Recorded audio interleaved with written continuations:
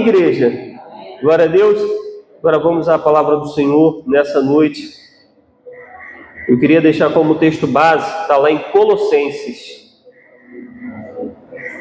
capítulo 2. Às vezes é difícil achar Colossenses, hein?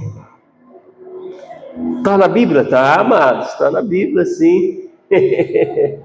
Lá nas cartas do Novo Testamento, depois de Filipenses, vai passar Gálatas, Efésios, vai chegar em Colossenses capítulo 2, versículo 6.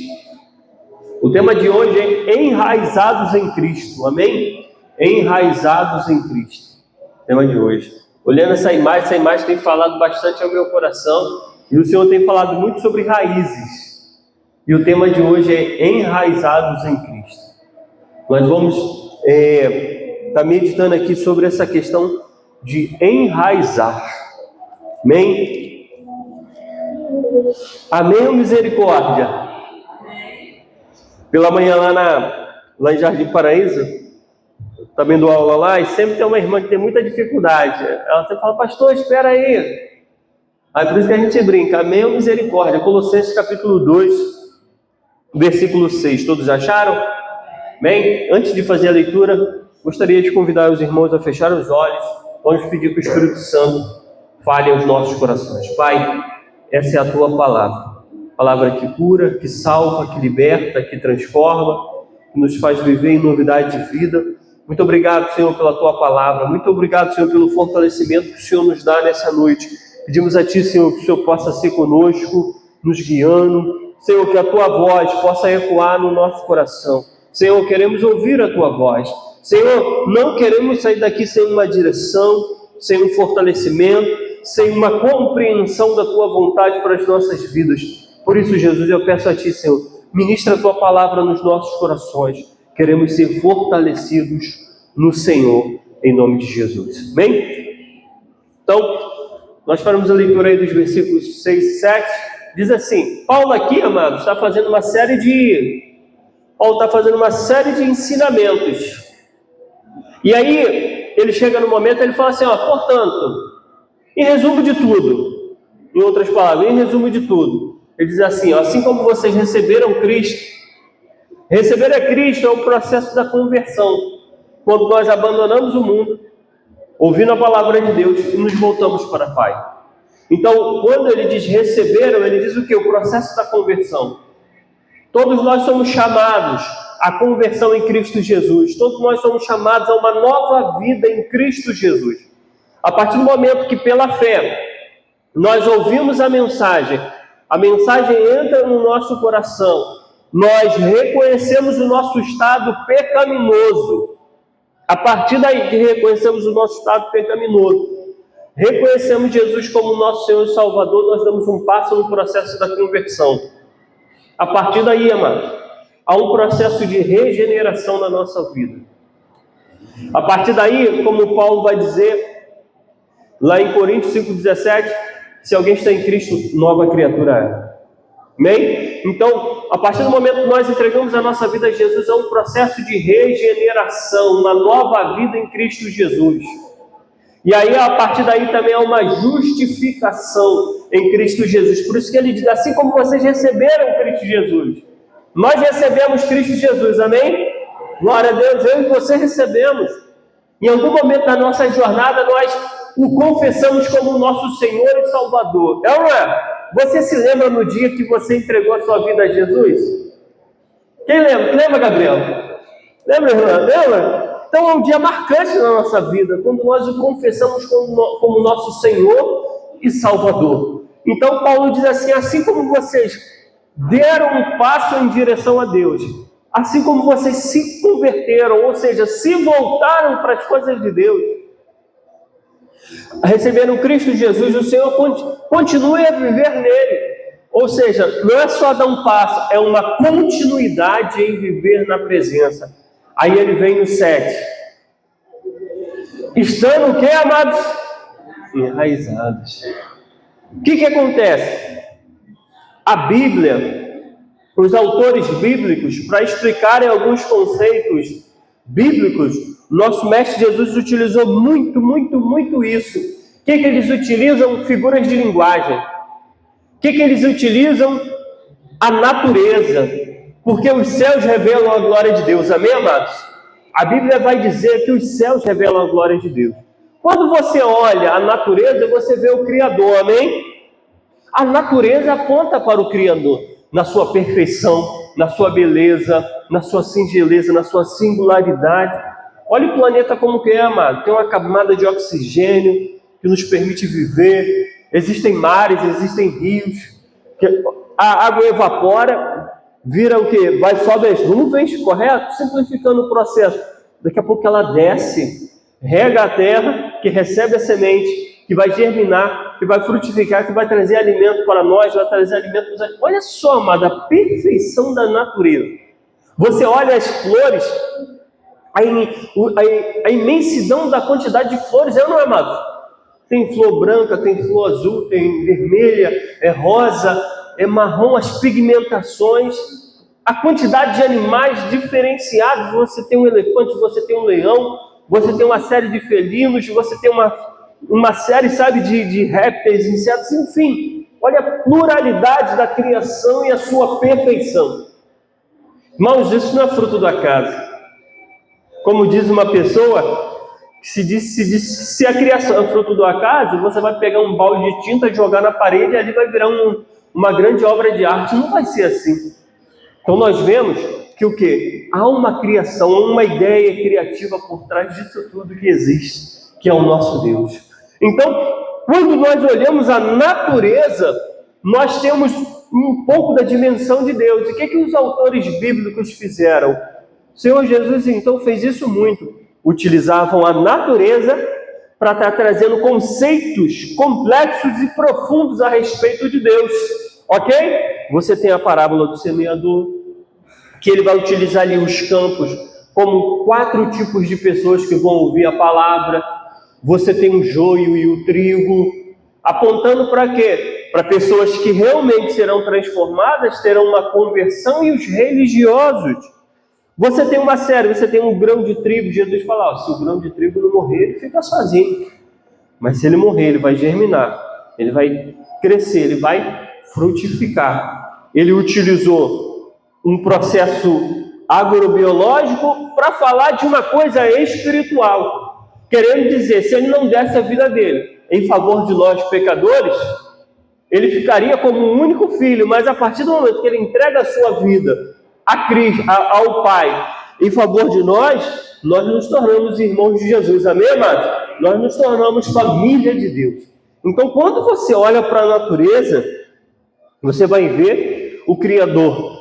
E ali os autores bíblicos, através dessas comparações, tornavam o ensino acessível e geravam reflexão. Porque naquele período ali do Novo Testamento, você tinha pessoas que não sabiam ler, você tinha pessoas que tinham muita dificuldade de compreensão, mas partindo daquilo que elas conheciam, se tornava muito mais acessível o ensino. Então, Paulo, utilizando isso, Paulo está dizendo, vocês se converteram, vocês começaram uma caminhada, então se mantenham nele. E aí ele diz, estando enraizados. E aí, numa breve pesquisa, nós vemos a importância de uma raiz para uma árvore, não é? Para uma árvore ser grande, frutificar, ela precisa ter raízes. E aí eu, pesquisando um pouquinho na internet, vi que as raízes são importantes na absorção de água e nutrientes. É através das raízes que as plantas, vamos dizer assim, vão se alimentar, vão ali, sabe, sugar a água do solo, vão absorver nutrientes que vão fazer com que ela se fortaleça e cresça. Uma planta, uma árvore que tem uma raiz fraca, vai ser uma árvore que não vai frutificar. Ok, amado? Ela vai ficar minguada, ela vai ficar uma planta fraca. Segunda importância das raízes, fixação e sustentação. Muitas das vezes, ali em Campo Grande, ali depois do quilômetro 32, tem um viaduto, que ali ninguém sabe o nome certo do viaduto, né? Um fala um viaduto Oscar de Brito, engenheiro Oscar de Brito. Outros falam, não, é viaduto dos Cabritos. E aí fica essa disputa, um fala uma coisa, outro fala outra. Não é? Quem é dali, passa ali, sabe. É complicado saber. Ali tem uma série de eucaliptos, e às vezes gigantes, amados. E às vezes acontecem tempestades ali, e muitos daqueles eucaliptos caem. Sabe por quê? As raízes estão muito superficiais. Árvores gigantescas que causam prejuízo, podem causar um acidente fatal. Sabe por quê? Porque as raízes daquela árvore eram superficiais. Quanto mais uma raiz é superficial, menos sustentação uma árvore tem. Por mais que ela cresça, a árvore pode crescer, cresceu externamente. Se internamente ela não cresce, sabe o que vai acontecer em algum momento? A tempestade vai bater nela e ela vai cair. Aí você começa a entender, porque Paulo disse aqui, vocês precisam estar enraizados. Vocês precisam crescer de uma maneira que de repente ninguém vê, mas é essa maneira de crescimento invisível que vai fazer com que vocês fiquem firmes na fé. E é nessa noite, é isso que eu quero trabalhar com os irmãos, amados.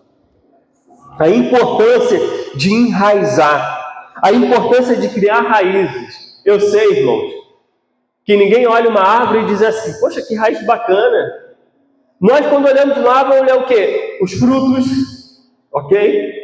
Lá em casa lá tem um pé de manga lá, cada manga bonita, todo mundo que passa olha assim, poxa, que manga bacana.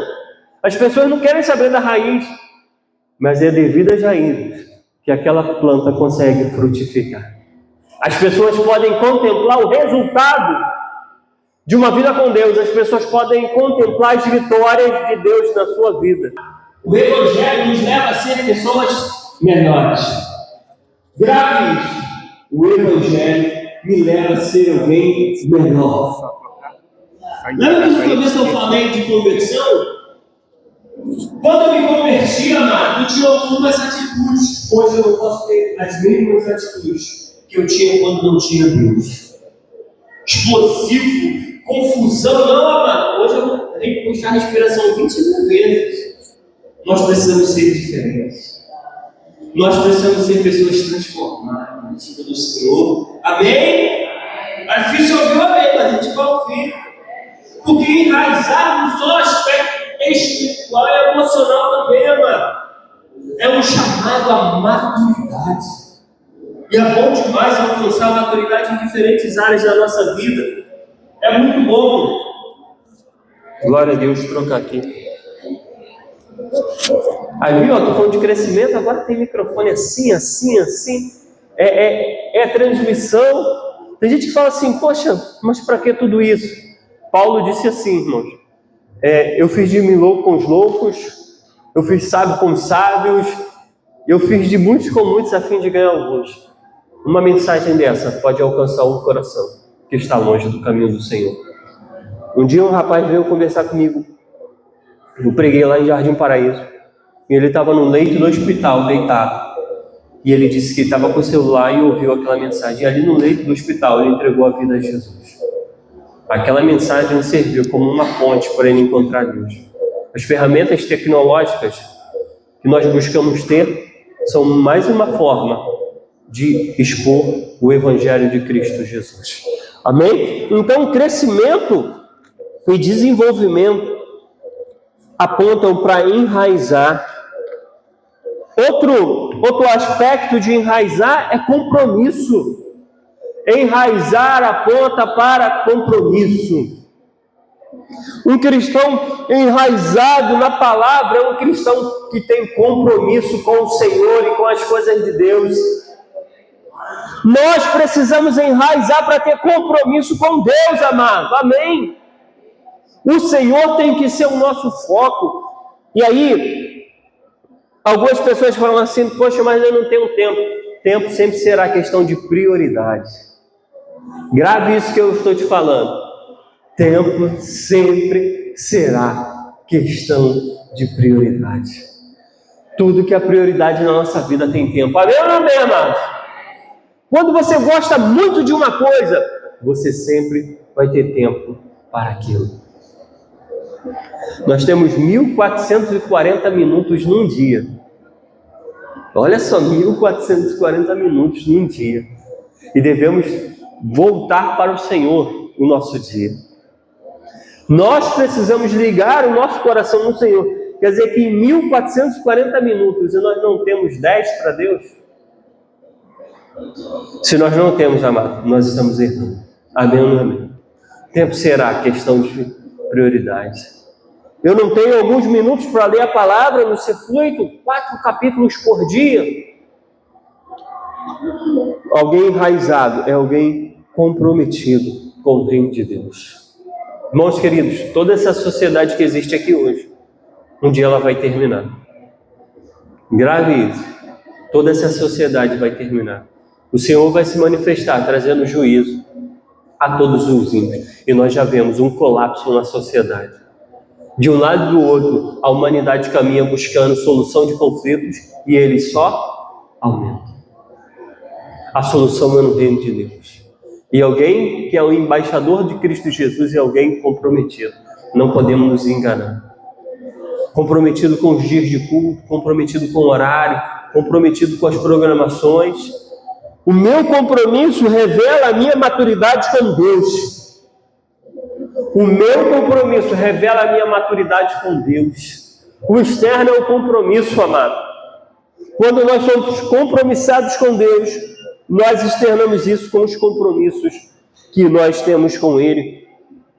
Enraizar aponta para a santidade. Em um mundo tão complicado, amado, quando alguém é enraizado em Deus, é alguém que busca a santidade em Deus. Santidade é viver uma vida separada. Santidade, amado, é viver aquilo que Deus tem para mim. Não é viver do meu jeito, é viver do jeito da palavra de Deus. Santidade é ser separado no meu pensamento, nas minhas emoções, nas minhas atitudes. Isso é santidade. Abrir mão do meu jeito de viver para viver o jeito de Deus. E nesse tempo o Senhor nos chama a viver em santidade. Lembra que eu falei de conversão? A conversão, quando eu me converto, eu instantaneamente sou chamado a viver numa nova vida. Mas o meu antigo eu está ali ainda. Fica o meu antigo eu e o novo eu. Um de um lado e o outro de outro. Quanto mais eu me aproximo de um, mais eu sou dirigido por ele. Se eu tenho uma raiz com Deus, se eu tenho uma raiz na palavra, se eu tenho uma vida de oração, uma vida de leitura, uma vida de busca, o meu eu espiritual vai me dominar. Agora, se eu sou alguém que não tenho essa vida, que eu sou um frequentador, mas não sou alguém íntimo de Deus, o meu eu carnal vai dirigir os meus passos. Eu estava vindo do trabalho, eu dei carona para um rapaz que trabalha lá comigo lá no CIEP, e aí do nada assim, estava dirigindo tranquilo, do nada uma van parou assim na minha frente, assim, deu uma parada, eu falei, ô bênção, podia ter ligado a seta pelo menos, né? Aí o rapaz estava do meu lado e falou, ai pastor, se o senhor não fosse da igreja, o senhor ia xingar de tudo quanto era palavrão, porque a nossa natureza é assim, explosiva, vingativa, não é? Quer partir logo para resolver do nosso jeito, mas o nosso eu espiritual já pensa diferente. Eu falei, não, desse varão aí, Deus abençoe. Às vezes esqueceu, às vezes está distraído. Você começa a ver a vida de uma outra maneira. Alguém pisou no teu calo, você não vai rebater logo. Você vai respirar. Você vai tentar ver de uma outra maneira. Isso aponta para uma vida enraizada na palavra de Deus. E quanto mais, amados, eu tenho um compromisso, quanto mais eu me aprofundo em Deus, mais uma vida separada eu vivo. Vivemos um tempo de muito discurso, muitos discursos, mas vivemos um tempo de sequidão de exemplo. Muito mais importante do que eu falo é o meu testemunho. Grave isso, amados. Muito mais importante do que o que eu falo é o meu testemunho de vida. Nós precisamos ser a Bíblia que o mundo vai ler. E aí você diz, como que eu consigo isso num mundo de tantos libertinagem, tantos chamados? Uma vida de santidade. Deus não abre mão, amado, de uma vida de santidade. Deus é luz. E aqueles que se aproximam dele vão se aproximar em luz. É uma luta diária, até o momento da glorificação. Enquanto estivermos aqui, amado, nós vamos sempre lutar contra o nosso eu. O nosso eu carnal vai querer uma coisa, mas o eu espiritual vai amarrar o eu carnal, e a partir daí, nós vamos ser pessoas diferentes. Se eu era explosivo, a partir de agora eu vou pegar meu gênio e colocar dentro da garrafa.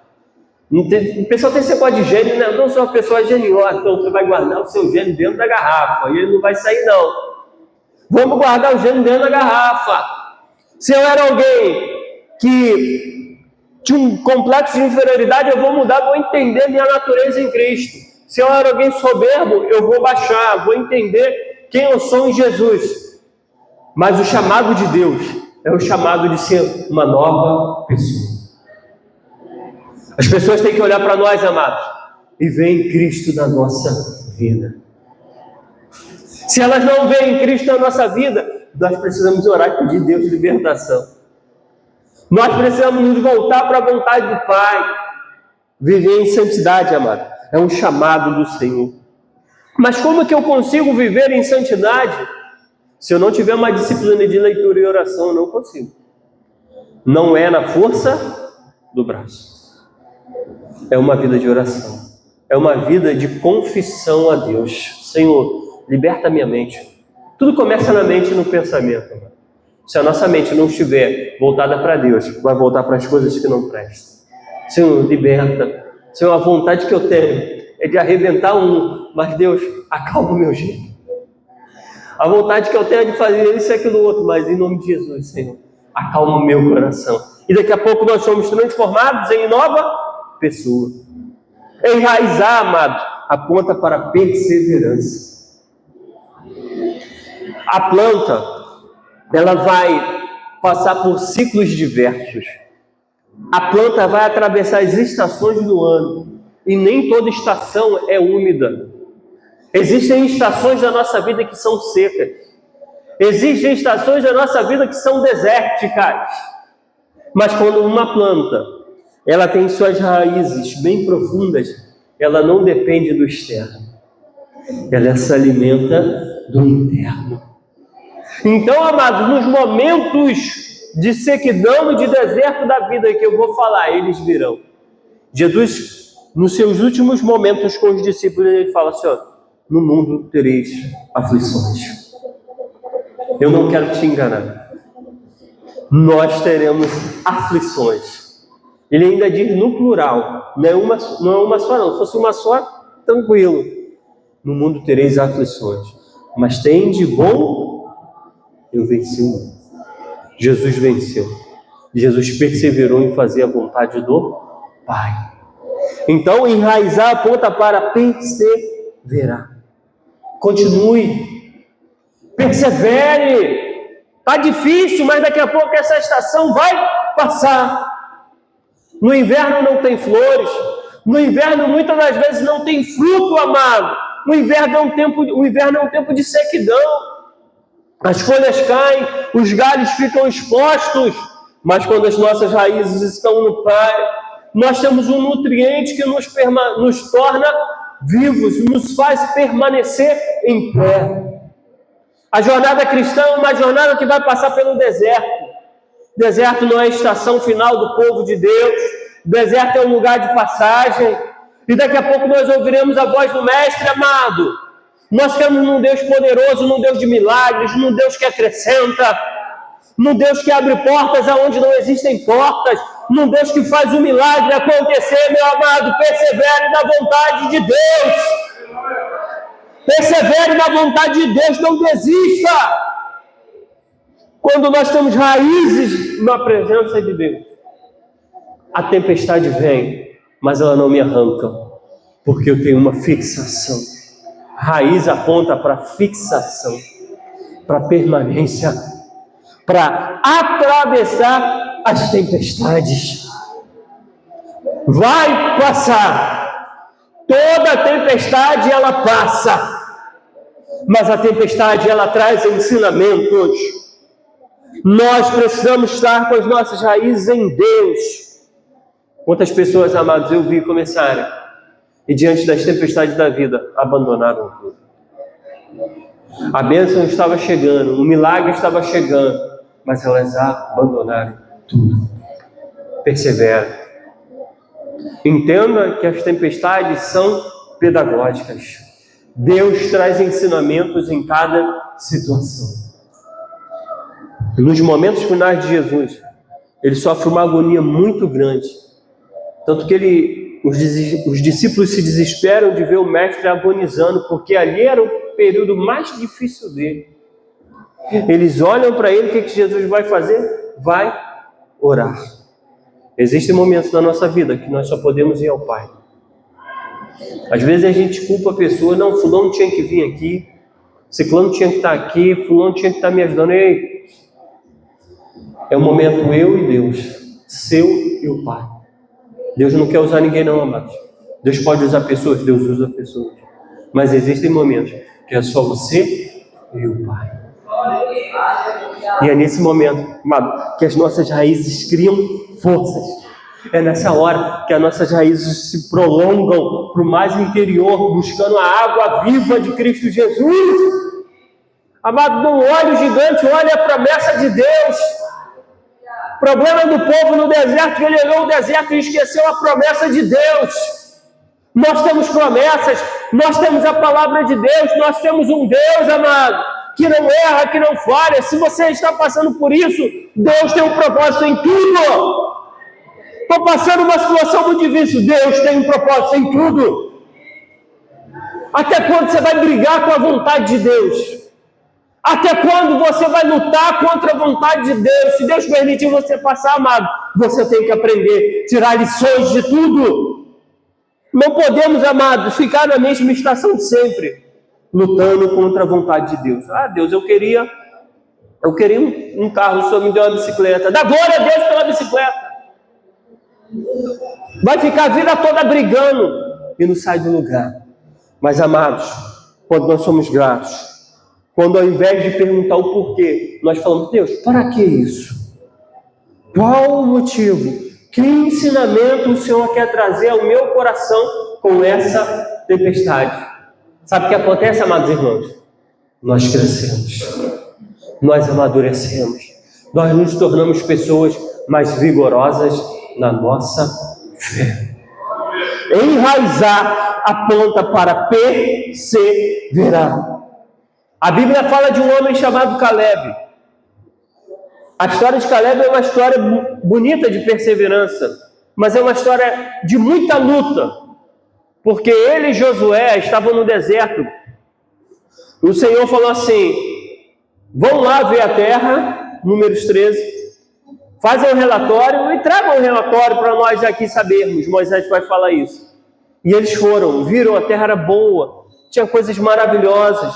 Só que 10, eram 12 espiões, 10 espiões não tinham fé. Não eram pessoas perseverantes, eram pessoas oscilantes. Eram pessoas que eram movidas pelo externo.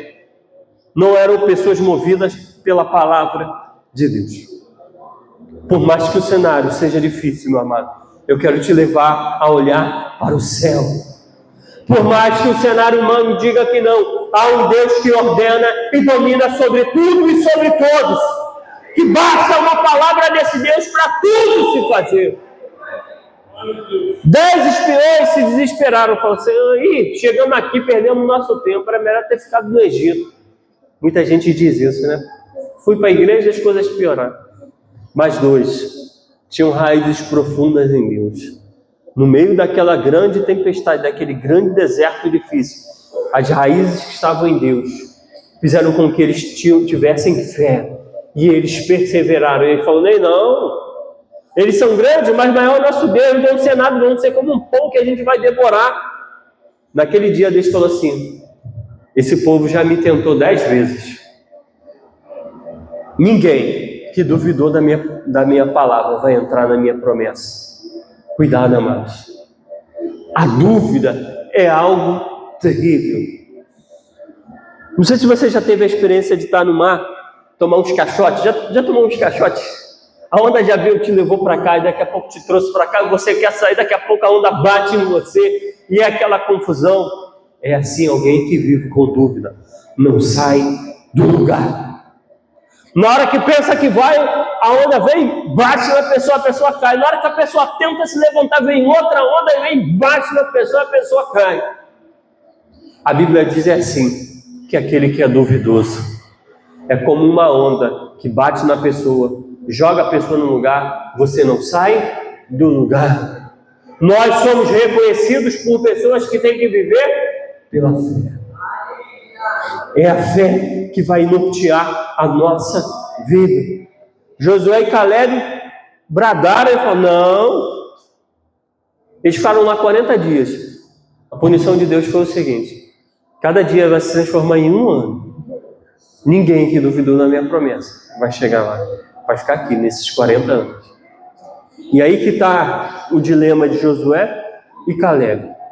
Numa geração duvidosa, eles eram homens perseverantes. Mas eles tiveram que atravessar, amados, 40 anos.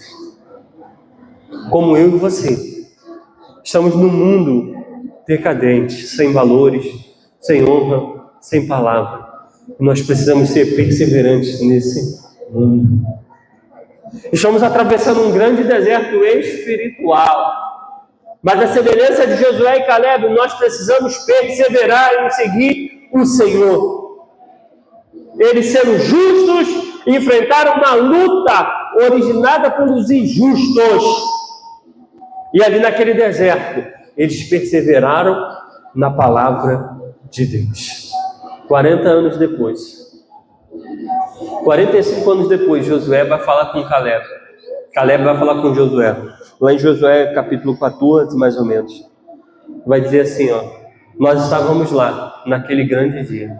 Você sabe que Moisés, o homem de Deus, falou 45 anos que eu saí daquele lugar. Mas minha força está como naquele dia. Por que a força de Caleb estava como estava naquele dia? Porque as raízes dele estavam em Deus. Quando a nossa raiz está em Deus, amado, a nossa força permanece. Agora, quando a nossa força é baseada em pessoas, em situações externas, ela sempre vai oscilar. Enraizar aponta para revelações que nós alcançamos indo no profundo de Deus. Quanto mais as raízes nossas vão ao rio de Deus, mais revelação de Deus eu tenho. Amados, o que nos faz permanecer é a revelação que nós temos de Deus na palavra. O que nos faz permanecer é uma intimidade profunda que nós temos de Deus.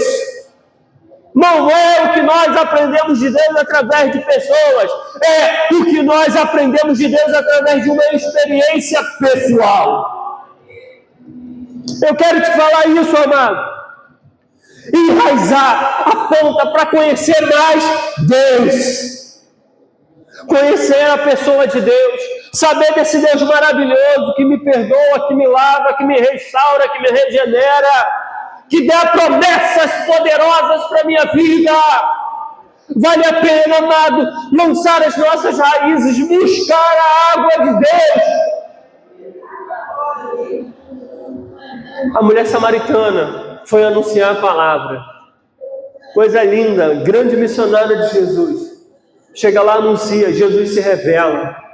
Daqui a pouco as pessoas falam para a samaritana: Samaritana, não é aquilo que você está falando, é o que nós estamos ouvindo. O que falta nesse tempo, amado, é intimidade, é revelação, experiência profunda com Deus. Quando nós temos experiências com Deus, amado, nós perseveramos. Nós vamos adiante, nós não somos bombardeados por dúvidas, não somos vencidos pelo desânimo. Sabe por quê? Porque a intimidade com Deus. Meus amados irmãos, há um chamado de Deus nesse tempo para enraizarmos. Há um chamado de Deus nesse tempo para que possamos conhecê-lo. Conheçamos e prossigamos em conhecer ao Senhor. De repente no seu coração você diz, poxa, bacana demais enraizar, é bacana demais buscar o profundo de Deus, mas como eu consigo isso, amado? Se você não tiver uma constância na leitura, na oração, nos cultos, nos trabalhos, você nunca vai conhecer a Deus. Por que existe tanta falsa profecia hoje? Porque existem pessoas que não enraizaram e querem conhecer de Deus através de pessoas e muitas das vezes são enganadas. Irmãos, Deus vai usar pessoas, mas o intuito final é falar conosco. Mais do que usar pessoas, Deus quer falar diretamente ao seu coração. Antigamente, na primeira aliança, na aliança do Sinai, você não ia até Deus, não tinha Jesus, não tinha como. Você ia até o mediador, você ia até o sacerdote. Falava assim, sacerdote, eu quero me consagrar, eu quero fazer algo a Deus. Aí você pegava o animal, sacrificava, a semelhança do que aconteceu com Jesus, e o mediador levava a petição a Deus. Mas o Filho de Deus, ele rasgou o véu de alto a baixo. Ele deu acesso. E muitas das vezes nós jogamos esse acesso fora, quando nós vamos buscar em pessoas aquilo que Deus quer falar no meu coração. Não sou contra a palavra profética, não. Deus usa, Deus fala, amado. Mas a primeira coisa que Deus quer fazer é falar o meu coração, o seu coração. Sabe qual é o problema? Preguiça e falta de compromisso na nossa busca com Deus. Quanto mais eu me dedicar a buscar, quanto mais eu me dedicar a crescer no conhecimento de Deus, mas Ele vai falar o meu coração. A onda da dúvida não vai me derrubar. Sabe por quê? Porque eu tenho uma raiz. Eu tenho uma profundidade. E há um chamado de Deus para lançarmos as nossas raízes no manancial de águas vivas. O rio de Deus está passando. E depende de mim e de você lançar as raízes. É uma decisão consciente e voluntária. Qual o risco de não desenvolver raízes profundas? Mateus 13, versículo 5. Mateus 13, versículo 5.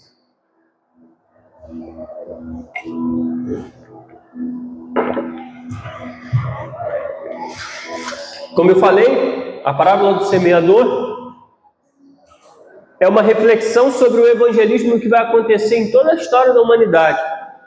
Os 4 tipos de solo apontam para 4 tipos de pessoas que vão ouvir a palavra. 75% não vai permanecer. Só 25% serão uma boa terra. Amém? Infelizmente. 75% das pessoas não vão desenvolver as suas raízes em Deus. E aqui nós temos aqui um exemplo aqui, ó. A outra parte caiu em solo rochoso, onde a terra era pouca, e logo nasceu, visto não ser profunda a terra. 6. Saindo, porém, o sol a queimou, e porque não tinha raiz, secou-se. Essa árvore ela não tinha raiz. Essa árvore não tinha profundidade em Deus. Sabe o que aconteceu? Ela não frutificou, ela secou, ela morreu. Se você quer ter uma constância espiritual, se você quer ter uma vida espiritual, você precisa buscar ter uma intimidade com Deus. Sem aprofundamento, sem maturidade, o sol, as aflições da vida vão secar a sua fé. Sabe qual o grande inimigo de nós vivermos uma nova vida? Porque nova vida é tomada pela fé. A regeneração é um processo do Espírito Santo dia após dia na nossa vida. Sabe o que nos impede? As aflições. O sol queimando. Sabe por quê? Porque quando nós estamos num processo de aflição, de luta, nós começamos a questionar Deus. Deus, se o Senhor existe, por que eu estou passando por isso? Deus, se o Senhor é todo poderoso, por que eu estou tendo esse problema? E a falta de fé me impede de viver a transformação em Cristo Jesus. Então, meus amados irmãos, se você não tem raiz, sinto te dizer, se nós não temos raiz, nós vamos secar. Nós vamos ser levados pelas ondas da vida. Mas é um chamado de Deus. Aqui tinha muita pedra. Arrancar pedra é função do homem. Limpar o terreno é a nossa missão. Nessa noite o Espírito Santo diz: tira do teu coração tantas coisas que me impedem de trabalhar. Tira a dúvida, tira o ódio, tira a mágoa, sentimentos que impedem a raiz frutificar em Deus e bem fundo. Terceiro ponto que eu quero trabalhar aqui está em Isaías 53, versículo 1. Isaías 53, versículo 1.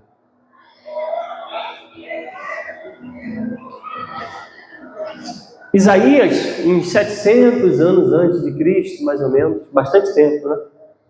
700, mais ou menos 800, 700 anos antes de Jesus chegar, ele, pelo Espírito Santo, já começa a falar coisas que Jesus faria, ok? Então, quando ele escreve o texto dele, está falando da ação que Cristo teria, porque Deus é um Deus que anuncia o fim no começo. Ele não é pego de surpresa, ele é onisciente. Deus sabe o final de tudo, amado. Deus sabe todos os dias da sua vida. Por isso que nós podemos descansar na mão de Deus. E aí, ele, tomado pelo Espírito Santo, ele fala sobre Jesus e diz: quem creu em nossa pregação? E a quem foi revelado o braço do Senhor? Porque foi subindo como um renovo diante dele, como de uma terra seca. Não uma terra boa aqui, mas existia uma raiz que foi no mais profundo buscar vitalidade, germinou, cresceu e frutificou. Olha o que diz: e como raiz. Lembra que ele, através da natureza, Deus traz ensinamentos profundos? Jesus foi uma raiz em uma terra seca. Essa sequidão foi a sequidão de amor, a sequidão de compaixão, a sequidão de justiça. Vou te falar, o mundo ainda está seco, porque ele não se rendeu a Jesus Cristo. A sociedade ainda vive em sequidão. O homem busca satisfazer em muitas coisas, mas ainda ele está seco, porque o pecado não completa o homem. Como raiz de uma terra seca, não tinha boa aparência nem formosura. Olhamos para ele, mas não havia nenhuma beleza que nos agradasse. 3. Era desprezado. Você já foi desprezado? Ele já foi, ó. Você já foi rejeitado? Aqui, ó. E o mais rejeitado entre os homens. Homem de dor, você é enfrentador, amado. Ele também enfrentou. As pessoas não acreditavam nele. As pessoas menosprezavam Jesus, o autor da vida. A própria vida se manifestou diante dos homens e ela foi rejeitada. E que sabe o que é padecer. E como um de quem os homens escondem o rosto era desprezado e dele não fizemos caso. Aqui conta toda a missão de Cristo. Olha, certamente, olha a afirmativa. Ele tomou sobre si as nossas enfermidades e as nossas dores. Levou sobre si. E nós o considerávamos como aflito, ferido de Deus e oprimido. Olha a visão que o homem tinha de Jesus. Próximo versículo. Mas ele foi transpassado por causa das nossas transgressões e esmagado por causa das nossas iniquidades. Então ele sofre, ele paga um preço que não era dele. Se ele sofreu por um injusto e ele sendo justo, isso é errado. Mas ele pagou o preço que eu e você, se pagássemos, seríamos condenados eternamente. Ele pagou o preço da nossa salvação. Aquela raiz numa terra seca, que não tinha ninguém em volta para ajudar, ninguém regava, mas ela estava nos mananciais de água viva. Jesus trabalhava o dia todo fazendo a obra. Quando chegava de tarde, de noite, sabe o que ele ia? Ele ia para o monte. Porque a maior ligação que ele tinha era o Pai. Toda vez Jesus falava do Pai, pode ver. Ele sempre citava o Pai, porque ele e o Pai eram um. Ele amava a presença de Deus. Ele se renovava na presença. Entrava na presença, tanto que no jardim, amado, ele tem um processo de aflição tão grande, que ele diz: minha alma está triste até a morte, está angustiada até a morte. Mas aonde ele renovava as forças? Na presença do Pai. No jardim ele ora, ele chora, sai sangue de tamanha aflição. Mas na hora que ele se levanta, amado, ele enfrenta a cruz. Ele venceu a cruz porque ele estava com o Pai. Enquanto nós estivermos com o Pai, nós vamos vencer as aflições. O castigo que nos traz a paz estava sobre ele, e pelas suas feridas fomos sarados. 6. Todos nós andávamos desgarrados como ovelhas, cada um se desviava pelo seu próprio caminho, mas o Senhor fez cair sobre ele a iniquidade de todos nós. 7. E ele foi oprimido, humilhado, mas não abriu a boca. Como cordeiro foi levado ao matadouro, e como ovelha muda diante dos seus tosqueadores, ele não abriu a boca. Pela opressão e pelo juízo ele foi levado. E da sua viagem, quem se preocupou com ela? Porque ele foi cortado da terra dos viventes. Foi ferido por causa da transgressão do meu povo. 9.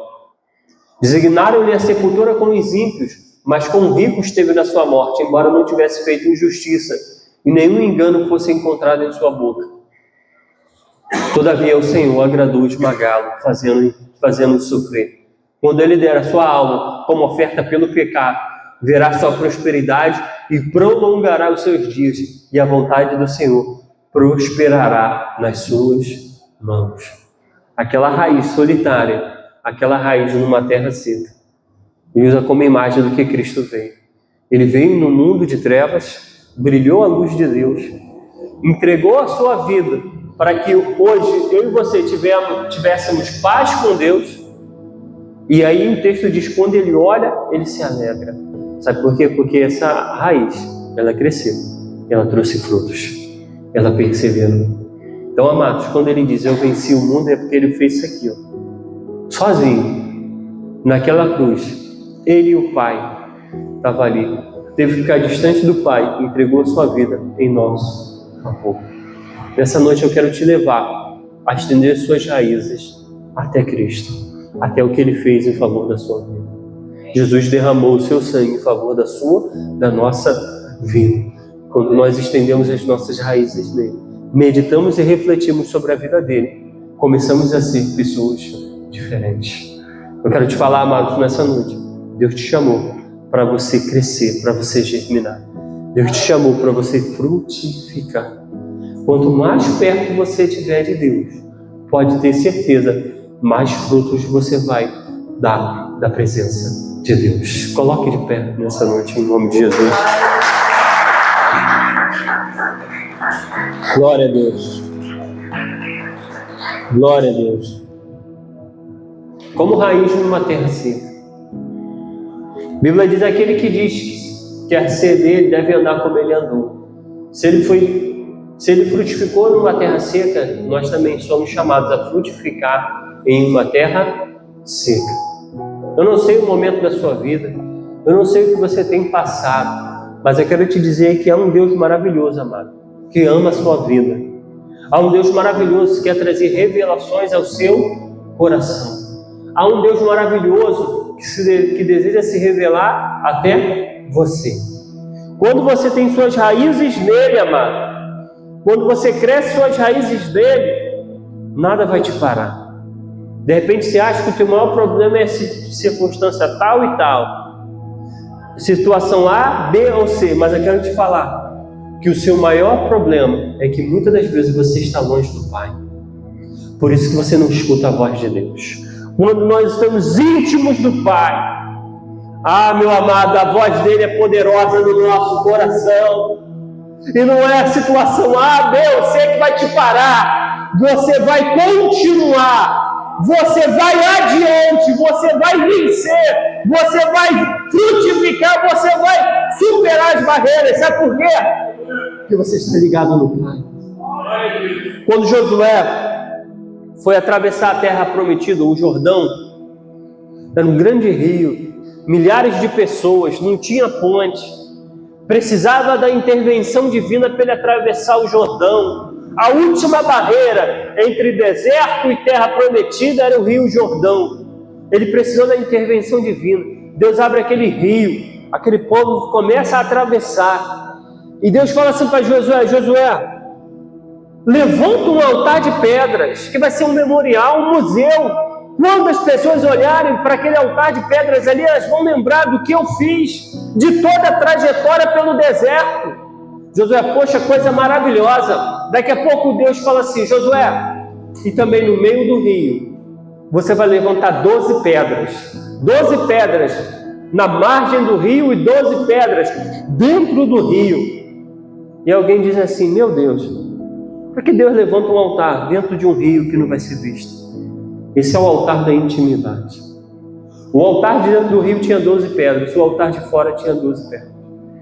Quanto mais você tem uma vida no seu profundo com Deus, mais vai ser externado. Quanto mais você se dedica no silêncio a Deus, amado, pode ter certeza que Ele vai revelar a presença dEle na sua vida. Quanto mais você cultiva essa vida com o Pai, mais ela ministra no seu coração. Feche seus olhos. Pai, Senhor, nos leva às águas profundas do Teu Espírito. Nos leva, Senhor, à intimidade contigo, porque é na intimidade contigo, Senhor, que nós somos transformados. É na intimidade contigo, Senhor, que nós somos chamados a ser nova criatura e uma nova vida em Ti. Senhor, nos ajuda, nos fortalece, guia os nossos passos, Pai, para que possamos ser uma nova criatura em Ti.